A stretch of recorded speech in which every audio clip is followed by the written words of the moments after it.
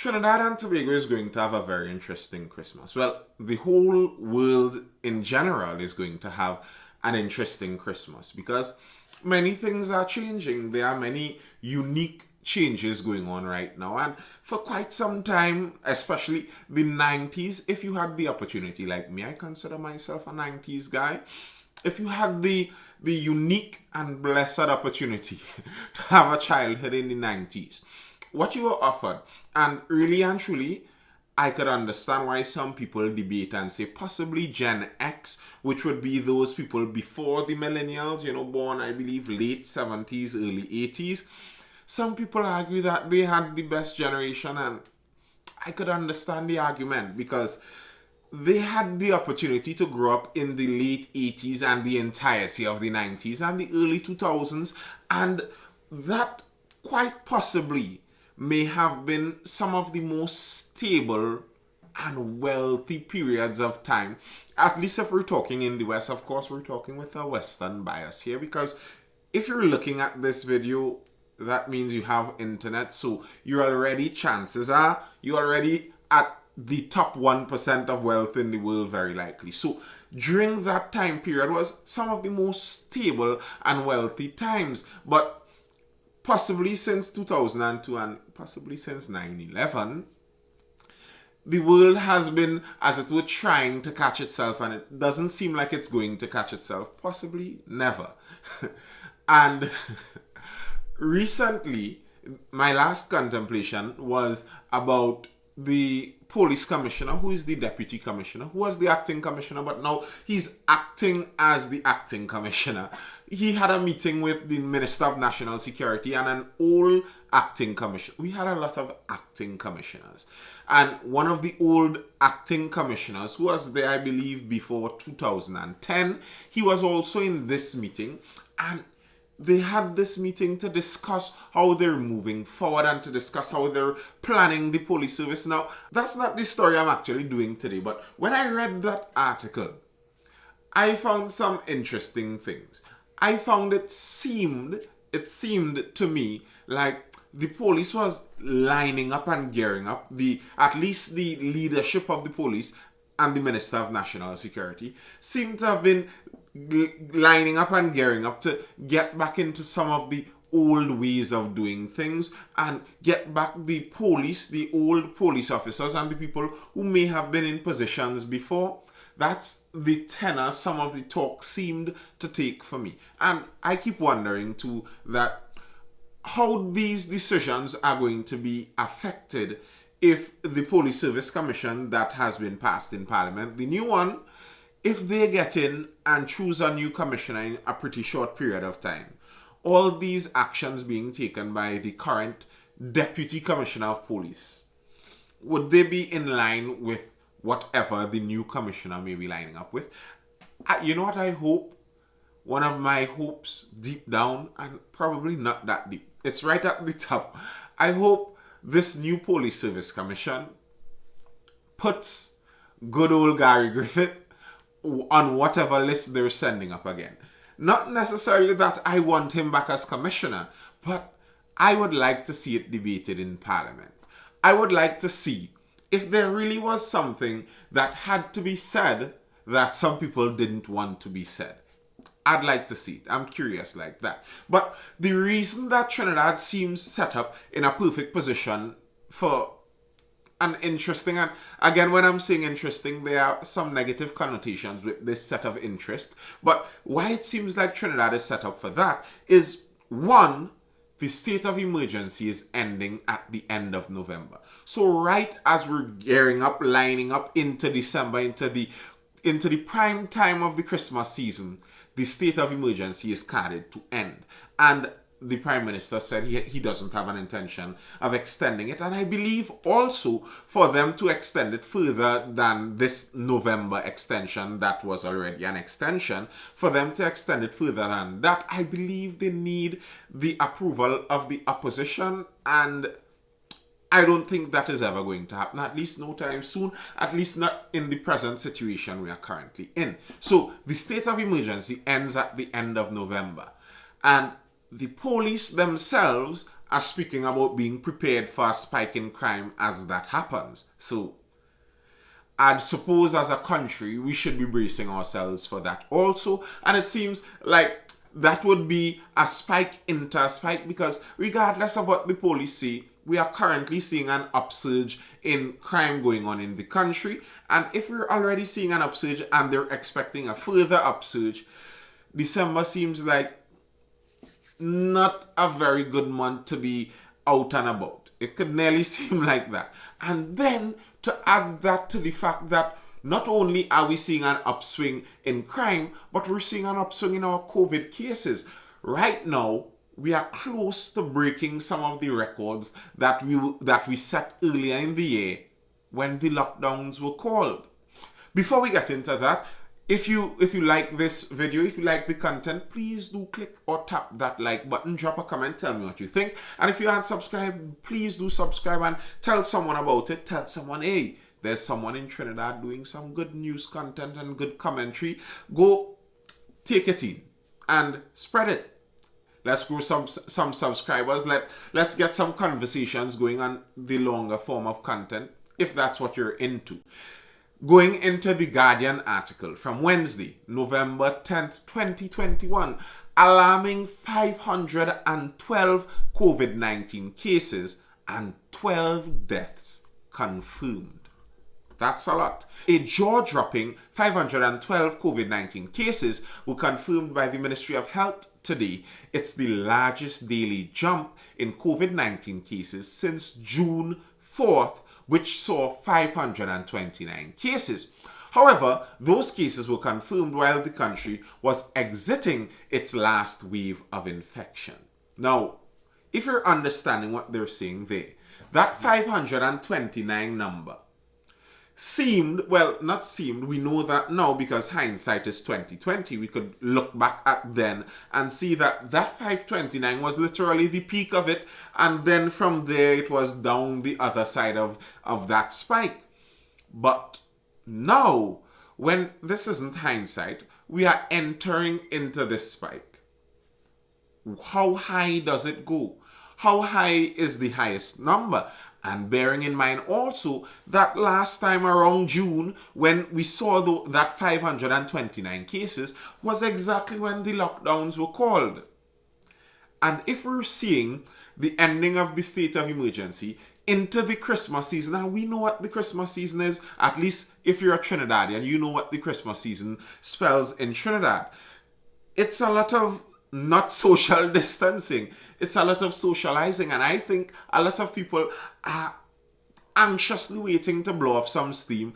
And Christmas season is the pre-carnival season for some people. So if there's no state of emergency, there's no curfew, I think there would be a lot of liming going on. And if we have a lot of liming going on at the same time when there's a spike in crime, at the same time when there's a spike in shopping because it's Christmas, that seems like a perfect storm for a virus that could transmit from human to human.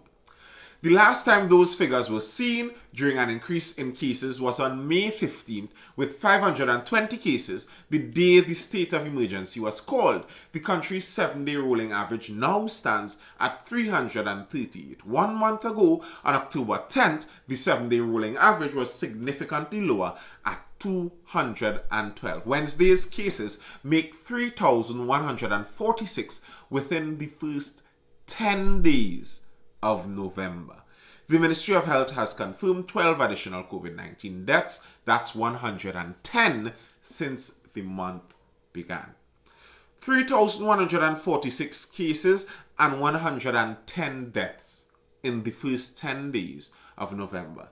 That is a lot. And whatever you like to believe, or you prefer to believe, or you prefer to take on considering the COVID-19 virus, those are numbers that are very hard to ignore. And I'd say very hard to make up too. So there is something going on. And in case we forget what it is that people are worried about when we're talking about the COVID-19 and the COVID-19 spreading, because to some extent, I could understand the argument that it's my risk. If I want to get sick, that is my business. Okay, I can understand part of that argument, but bear in mind, there are limited ICU beds.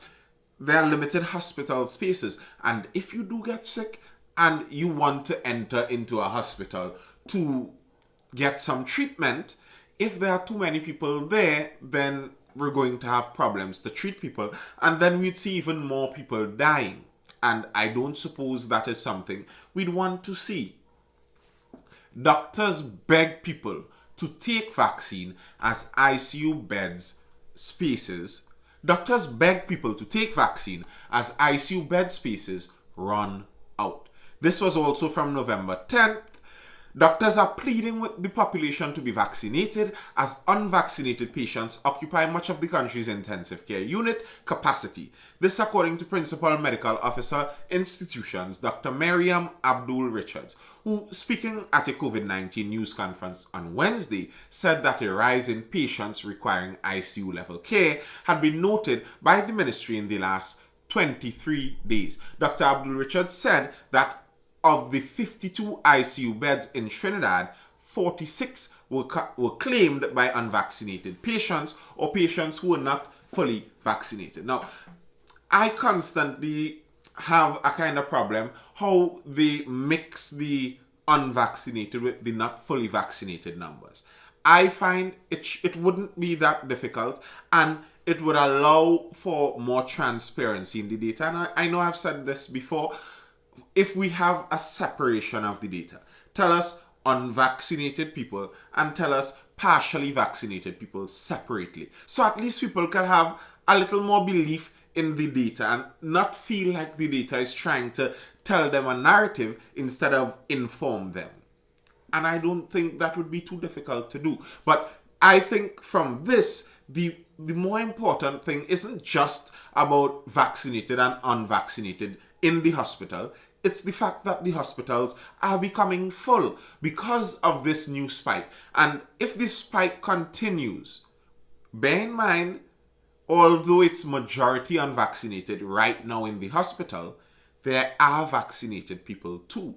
And if this spike continues, I don't see that the hospital ICU percentage of occupation would be going down. Not at the rate we're seeing with 512 new cases daily. And as the number of daily cases increases, the probability of some of them presenting with ICU level symptoms would always be increasing. And speaking about symptoms, the Principal Medical Officer also complained, and I believe this isn't the first time I've heard her complaining about this.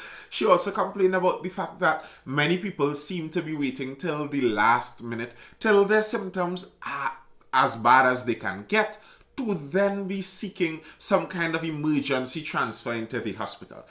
Part of what that is doing is it's straining the ambulance service. Now, beside just waiting till last minute, the fact that we're going through the spike in the first place is going to be putting a strain on the ambulance service. The ambulance service would have been made and geared not towards a pandemic going on, but towards the regular needs of the hospital service. But with this heightened need, the ambulance services are struggling.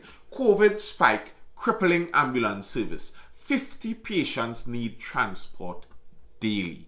The steady increase in COVID-19 cases from October into November has resulted in the global medical response of TNT GMRTT ambulance service transporting up to 50 infected patients daily to hospitals for medical attention. GMRTT has a fleet of 48 ambulances. Now, if we can do some maths here, some really difficult maths, 48 ambulances and 50 infected patients per day.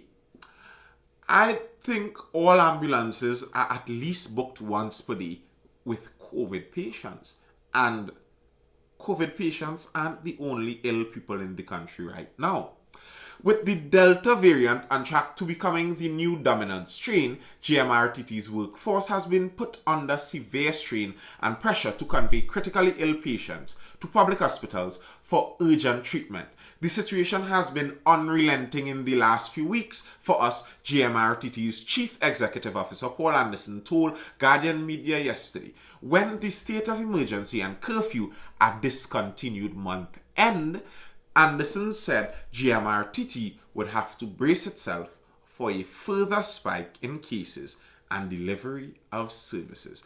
We are going to keep a close eye on that. And again, month end, that time period, into December, not only are we seeing a possible spike in crime according to the TTPS, not only are we seeing we are currently moving in an upward trend with our COVID-19 infections, it also seems like moving into December, we'd also be seeing some hard times for ambulance services too.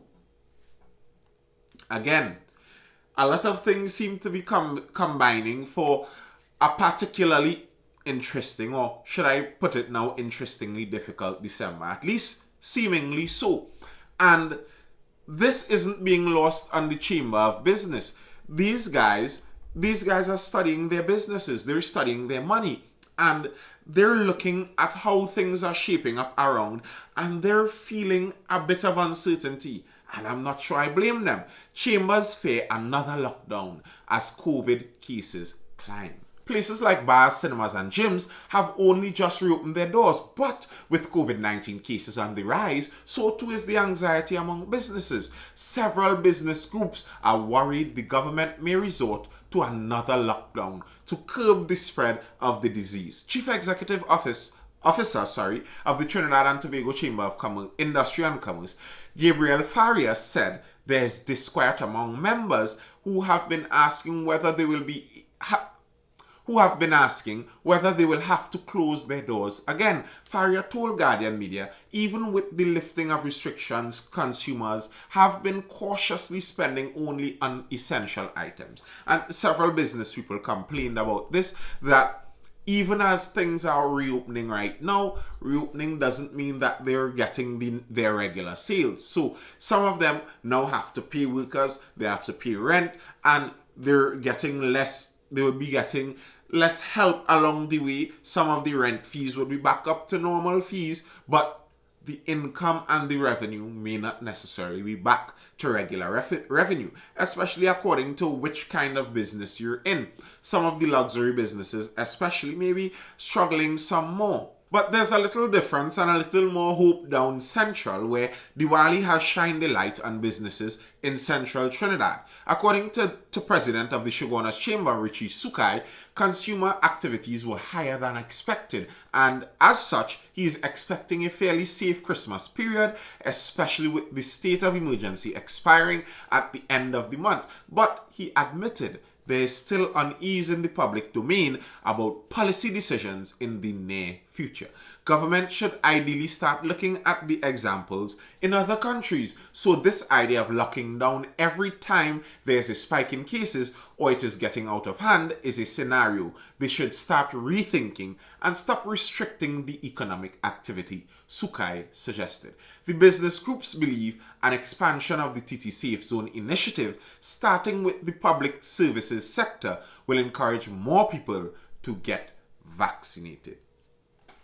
They're throwing that out to the public sector, that they should start doing some safe zone initiatives in the public sector.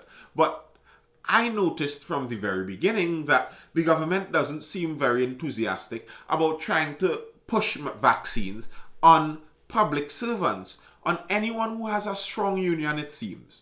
They're steering clear of that. Teachers aren't getting that mandate business. Public servants aren't getting that mandate business. It seems like once you have a strong enough union, they are staying pretty clear of the mandates in that sense. But what do you think? Do you think that there might be some lockdowns in the horizon?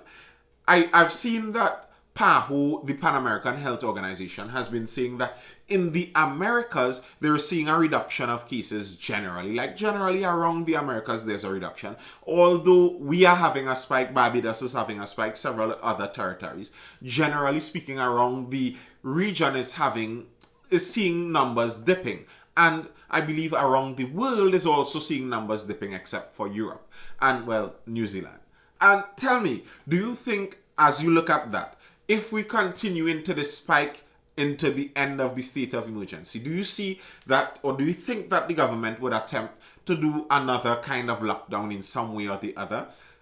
And how successful do you think it would be? What resistance do you think the people would have towards it? And something I'm noticing, and tell me if you notice this too, many of the territories that were very, very good on COVID are not doing that good now.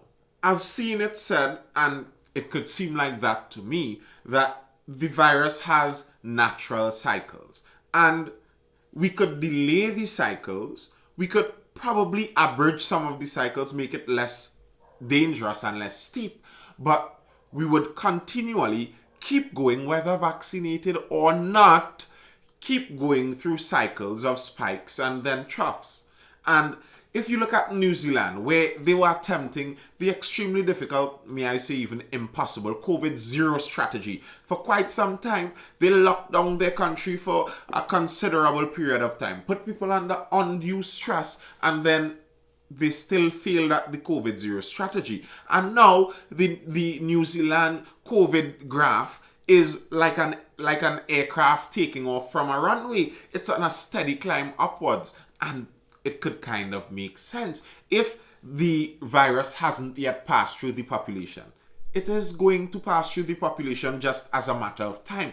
I've seen some epidemiologists say, and they were saying this as a reason to be vaccinated, that it's almost sure, looking at the nature of this virus, that at some point in time, nearly everyone is going to come into contact with this virus. So when you get into contact with it, you're either going to be vaccinated or unvaccinated. So there's an argument that seeing as either way you may get into contact with it, the vaccine is there. And okay, but that isn't even the argument I'm on.